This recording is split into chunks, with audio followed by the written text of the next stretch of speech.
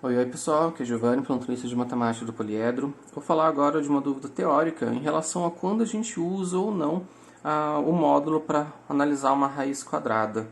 Então aqui, se eu tiver o expoente, o quadrado aqui do lado de fora da raiz, eu primeiro estou analisando a raiz nessa minha variável.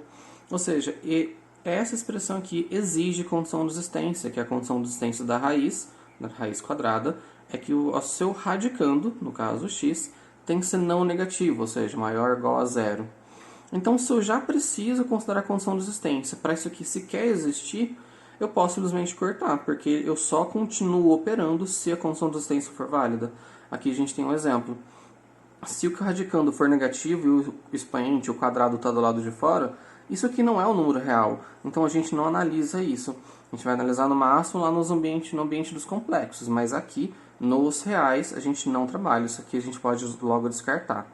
Mas se aqui ela está cumprindo a condição de existência, o número que está aqui dentro está cumprindo, é um número não negativo, então não faz diferença. O expoente com a raiz eles sempre se cancelam. Aí sim, nesse único caso, eu realmente posso colocar o expoente para dentro ou tirar, não tem problema, não faz diferença. Quando a gente sabe que não tem problema de condição de existência. Mas, quando o expoente está dentro da raiz, esse expoente está corrigindo o sinal dessa base, desse radicando. Então aqui não existe condição de existência. Eu posso usar qualquer valor no lugar desse x. Bom, se eu posso usar qualquer valor no lugar desse x, eu elevo ao quadrado e depois tiro a raiz, o que vai estar acontecendo é eu corrigir o sinal e dar uma resposta necessariamente positiva, que é exatamente o que o módulo faz. Eu pego o mesmo número e, a partir dele, eu coloco a sua forma necessariamente positiva. Aqui a gente tem um exemplo. Então, se eu tenho, por exemplo, aqui uma base negativa a ao quadrado, eu primeiro vou elevar ao quadrado, que vai ficar positivo, e depois eu tiro a raiz, que dá uma resposta necessariamente positiva.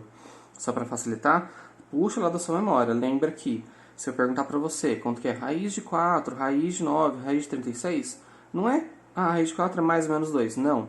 Raiz de um número é só a resposta positiva, é só valor positivo. Raiz de 4 é 2, raiz de 9 é 3, assim por diante. Se for perguntado quem ao quadrado que dá 4, aí sim a gente tem... Isso aqui é uma equação quadrática, então gera duas respostas, mais ou menos 2. Mas se for só a raiz de um número, é só a resposta positiva. Então, nesse caso, não faz sentido a gente pensar que o menos 3 é uma resposta válida. Não é, porque é só a raiz de 9, então é só 3.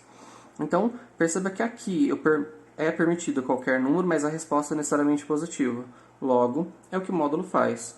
Então aqui perceba que não faria sentido eu simplesmente cortar o expoente com a raiz e dar menos 3. Não é coerente isso, porque o primeiro elevei ao quadrado, virou positivo e depois tirei a raiz. Então isso estaria errado. E perceba que toda essa análise que a gente fez aqui pode ser extrapolada e repetida para qualquer raiz de índice par. Então sempre, quando a gente tem o resultado de uma raiz de índice par, raiz quadrada, que nem essas, raiz quarta, raiz sexta, etc., todo esse processo se repete, vale a mesma lógica.